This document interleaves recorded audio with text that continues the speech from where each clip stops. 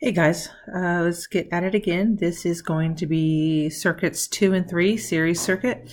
For this one, I'm going to kind of give instructions as we go along. I'd recommend hitting pause every so often and seeing if you can do the instruction without my showing you. So, first step is to find the total amount of volts. When you've got that, hit pause if you want and put the total amount of volts into the table. Here we go. Once you've got those 12 volts in, next you're going to put in the amount of resistors on each one. So we've got 1 ohm here. Yay, got them put them in the right place. 2 ohms here. 3 ohms here. And once you've got that, you need to find the total resistance. Go ahead, hit pause, and put in the number for yourself. Okay, you should have found 6 ohms. Okay. So, hang on. Can I not add or something? I thought that was a 3. All right, so that's a 2. 1, 2, 2, and then that makes this 5 ohms. Well, once I've got that, I'm going to sit here and I'm going to... All right, we're going to use the total that the current is equal to the voltage times the resistance.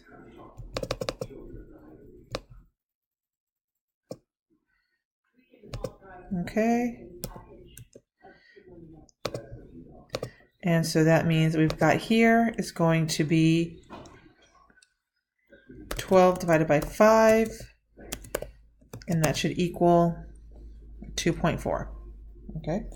And that, now here's the thing. Kirchhoff's junction rule says that since there are no splits or joins anywhere around here, that all of these should have the exact same current. So it's 2.4 amps all the way down. Okay, so now that I've got all the current and I have all the ohms, I'm going to use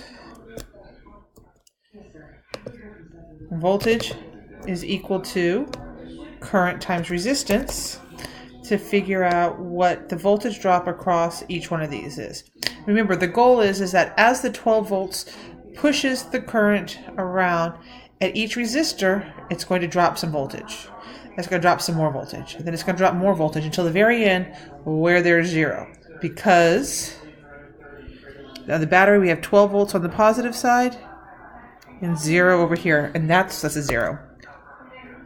And that's exactly what we want to have. So this much energy has to, at the beginning, has to be, you didn't even see what I did there. This much energy at the beginning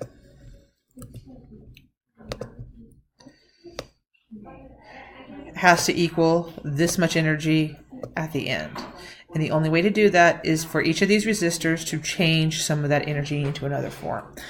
All right, so let's just go and work on this. So we've got 1 times 2.4 is going to be equal to 2.4 volts. 2 times 2.4. Whoa, wrong place. 2 times 2.4 is going to be equal to 4.8 volts, and the other one is the exact same, so this will be 4.8 volts as well.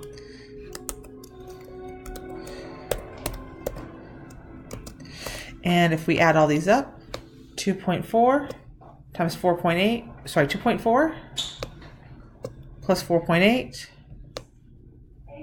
plus 4.8, you'll find that they equal 12, which is exactly what we want them to do, according to Kirchhoff's loop law. Okay, so from now, go ahead and we're going to use the equation for power. Power is equal to current times voltage to find all of these values down here on the bottom. Let's do the total one first. So if we take 12 volts times 2.4 amps, we're going to get 12 times 2.4 is, oh, I can't do it in my head. Give me 1 second. Let's double check it here. Okay, so we got 2.4 times 12. That's 28.8. That's 28.8 watts. All right, now we're going to go ahead, we're going to do voltage times current all the way down here. So 2.4 times 2.4 is equal to 5.76.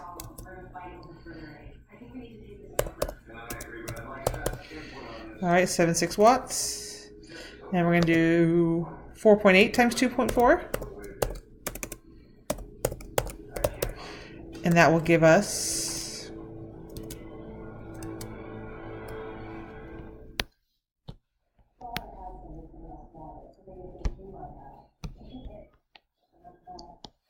that equals 11.52.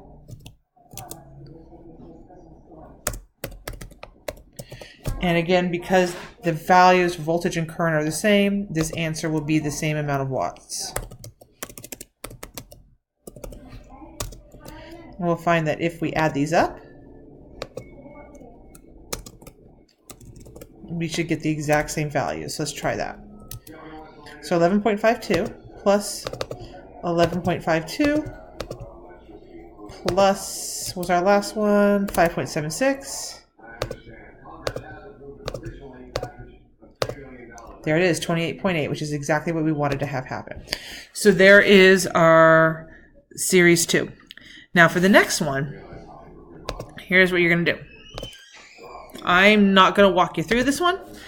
I'm going to say that you should hit pause and you should try this one out yourself. When you're done trying it out yourself, go ahead and look at the answers. Okay? All right, or worst comes to worst, you fast forward just a little bit. Okay, but don't look at the entire thing. So hit pause. And when you're done, come back to this. I'm assuming you hit pause. Okay. Okay, and here's the circuit here's the results for working the series circuit 3. So from this point, you're going to go ahead and work at the series circuit assignment that says on your own. Let me know if you have any questions. I'll next be doing some videos about parallel circuits. Have a great evening.